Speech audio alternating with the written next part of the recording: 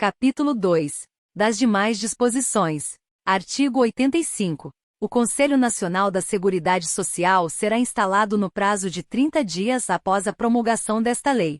Artigo 85-A. Os tratados, convenções e outros acordos internacionais de que Estado estrangeiro ou organismo internacional e o Brasil sejam partes, e que versem sobre matéria previdenciária, serão interpretados como lei especial.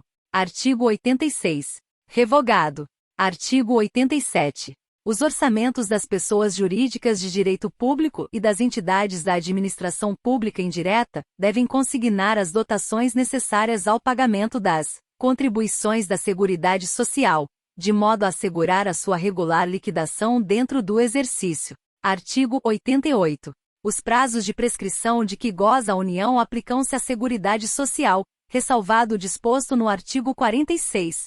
Artigo 89. As contribuições sociais previstas nas alíneas A, B e C do parágrafo único do artigo 11 desta lei, as contribuições instituídas a título de substituição e as contribuições devidas a terceiros somente poderão ser restituídas ou compensadas nas hipóteses de pagamento ou recolhimento indevido ou maior que o devido, nos termos e condições estabelecidos pela Secretaria da Receita Federal do Brasil. Parágrafo 1º. Revogado.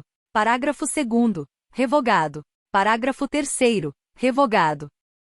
Parágrafo 4º. O valor a ser restituído ou compensado será acrescido de juros obtidos pela aplicação da taxa referencial do Sistema Especial de Liquidação e de Custódia, Selic para títulos federais, acumulada mensalmente, a partir do mês subsequente ao do pagamento indevido, ou a maior que o devido até o mês anterior ao da compensação ou restituição, e de 1%, relativamente ao mês em que estiver sendo efetuada. Parágrafo 5º. Revogado. Parágrafo 6º. Revogado. Parágrafo 7º. Revogado. Parágrafo 8º.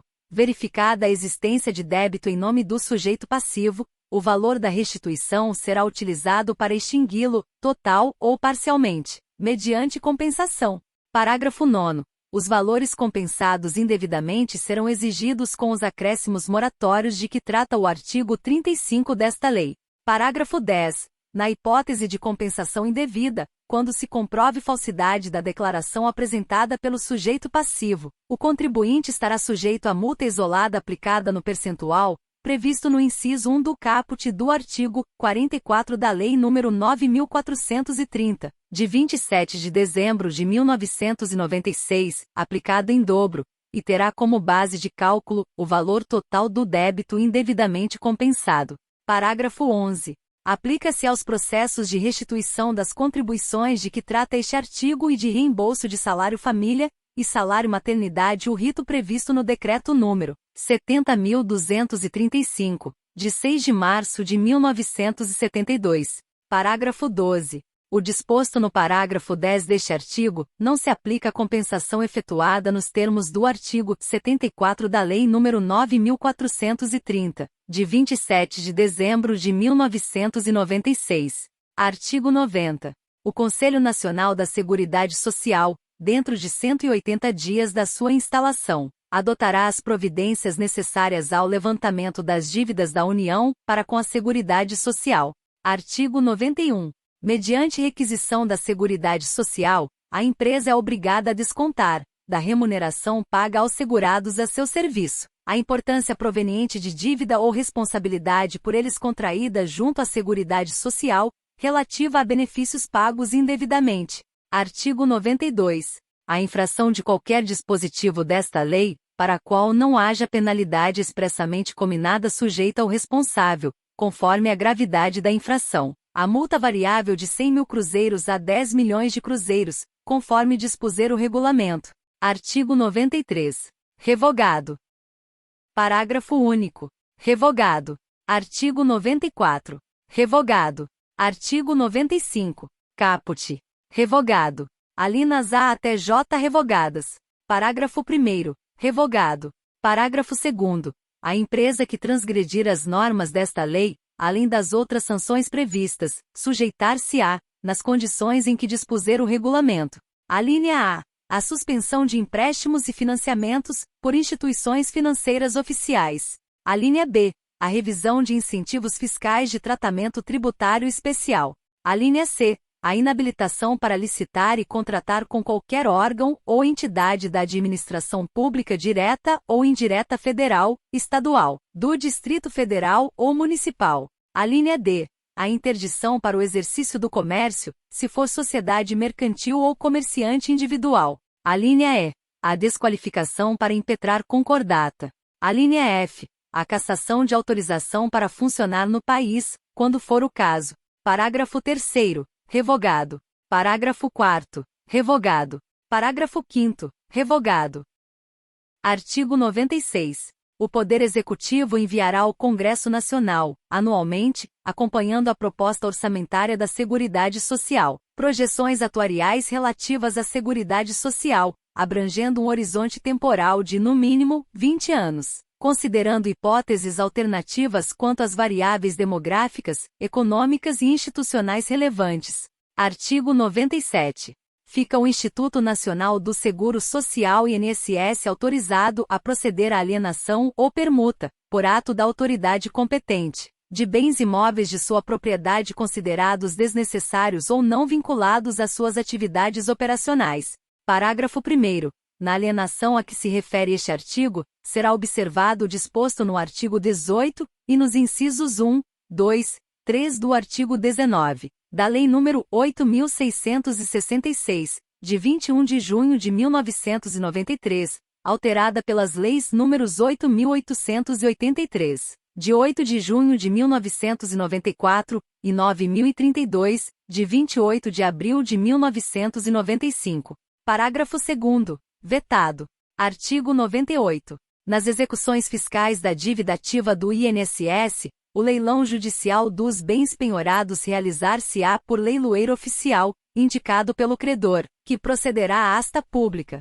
Inciso 1. No primeiro leilão, pelo valor do maior lance, que não poderá ser inferior ao da avaliação. Inciso 2. No segundo leilão, por qualquer valor, excetuado o vil. Parágrafo 1º. Poderá o juiz, a requerimento do credor, autorizar seja parcelado o pagamento do valor da arrematação, na forma prevista para os parcelamentos administrativos de débitos previdenciários. Parágrafo 2º. Todas as condições do parcelamento deverão constar do edital de leilão.